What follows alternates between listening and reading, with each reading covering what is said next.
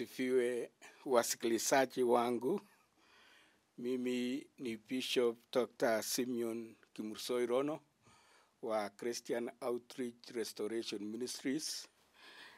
Nimepatika kuwa katika kituo ya Sayari televisheni, na kwa hivyo karibuni sana ili tusikie yale Mungu anahitaji sisi tusikize.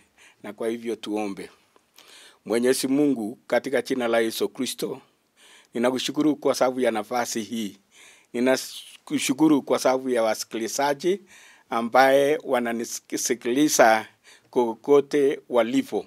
Na kwa hivyo chukua ushukrani Jehova, ninapoanza kunena pamoja na watoto wako. Mungu, tenda mapenzi yako, kwa sababu naomba nikiamini kwa Kristo Yesu naomba. Amen. Mungu anahitaji kusikia sisi tunaposikia ya kwamba the sword of the Spirit, upanga wa Roho Mtakatifu, ambaye tunasikia kutoka kwa andiko Ephesians wa Efeso 6 mstari ya 17, nasema tena ipokeeni chepeo ya wokovu na upanga wa Roho ambao ni neno la Mungu. Hakika wapendwa, tunajua ya kwamba Mungu ametoa neno lake, na katika neno lake tunaelezwa ya kwamba ili neno ni panga ukatao kuwili.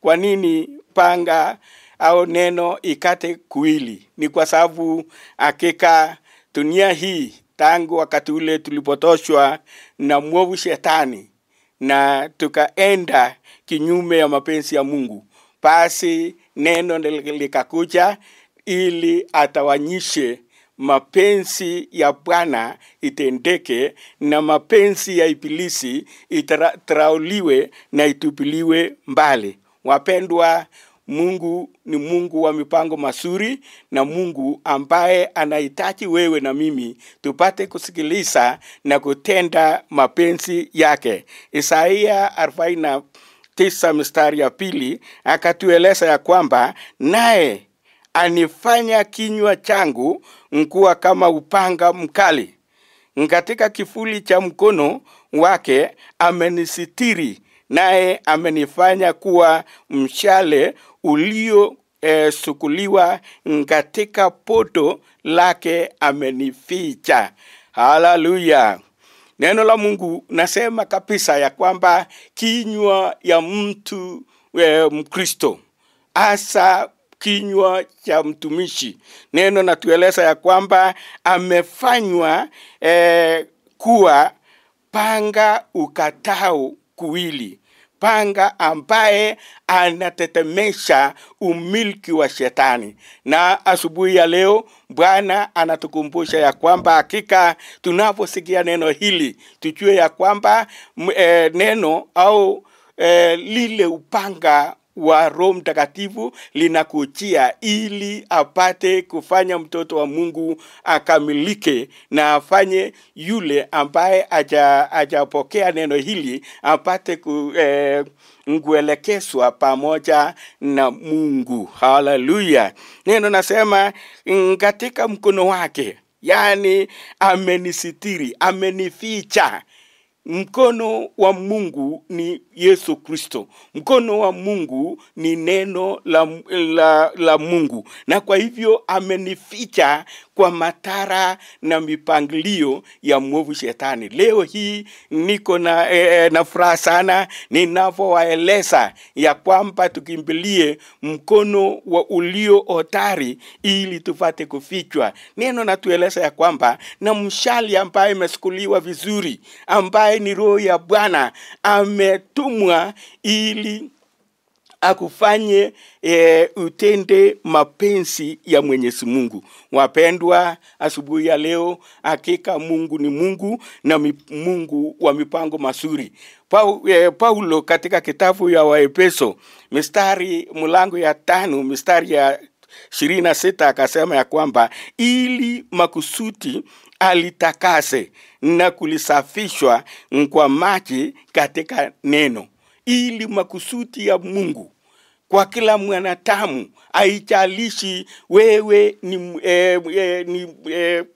ni mnono, ni nyepamba, tajiri au maskini. Bwana haoni mambo haya, lakini anaangalia moyo ako na uasilikani kati yako wewe mtu pamoja na Mungu mwenyewe. Neno nasema ya kwamba ili makusudi ya Bwana litakaswe na kulisafishwa. Haleluya. Na anasema ya kwamba ni kupitia kwa maji na kupitia kwa neno la Bwana ambaye linakujia asubuhi ya leo kupitia usemi wangu au ungamo wangu, na kupitia kwa sauti ambaye tunasikia kwa radio, tunasikia kwa television, tunasikia kwa neno la Mungu, Biblia. Na hakika hakuna mali ambaye tunaepa isipokuwa ni kutenda makusudi na mapenzi ya Mwenyezi Mungu.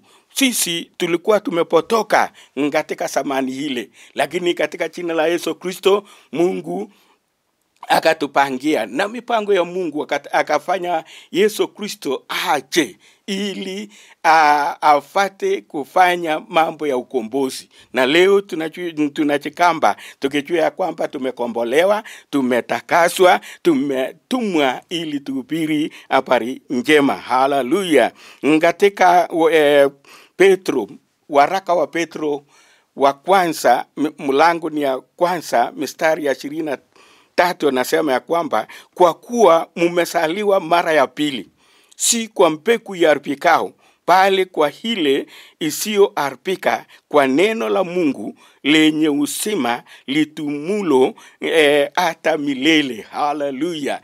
Neno natukumbusha asubuhi ya leo ya kwamba neno la Mungu ni mbegu ambaye haiharibiki. Kama umepokea ndugu, kama umepokea tata, jua ya kwamba wewe umekuwa kiumbe kipya, mrithi pamoja na Kristo Yesu, mshindi ambaye anafanya zaidi ya kushinda, kwa sababu roho ya Bwana yu pamoja naye. Haleluya.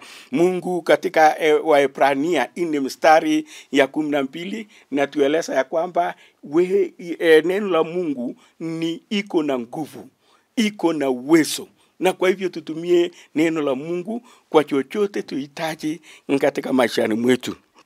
Na kwa hivyo sana wakati kama wa sasa ninakuja mbele ya Bwana nikiomba kwa ajili yako msikilizaji wangu.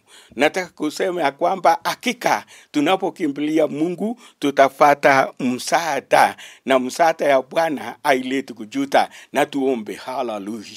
Mwenyezi Mungu, katika jina la Yesu Kristo, asubuhi ya leo wewe ni mwaminifu.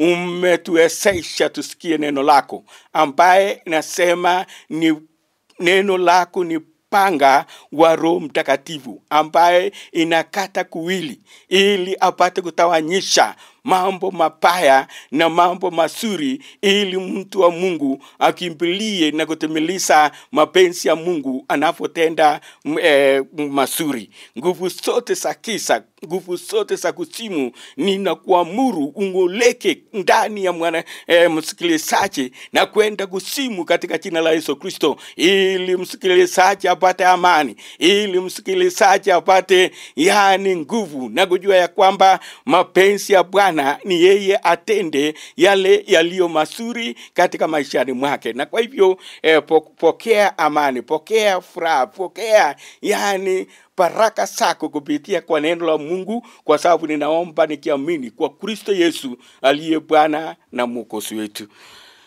Asanteni sana kwa kunisikiliza. Tena ninarudi kusema ya kwamba mimi ni Bishop Dr. Simeon Kimursoi Rono, natoka Christian Outreach Restoration Ministries, na kwa hivyo mubarikiwe sana. Amen.